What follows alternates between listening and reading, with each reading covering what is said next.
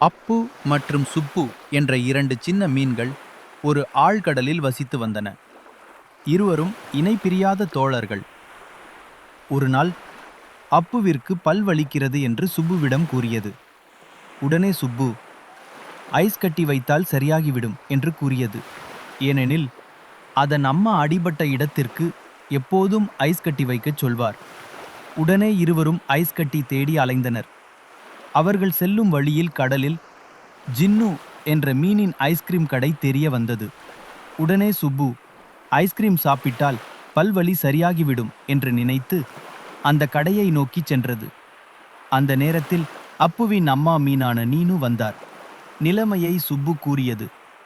உடனே அம்மா மீனான நீனு, அட மக்கு பசங்களா, பல்வலிக்கு ஐஸ்கிரீம் சாப்பிடக்கூடாது, பல் மருத்துவரிடம் சென்று ஊசி போட வேண்டும் என்று அறிவுரை கூறினார்.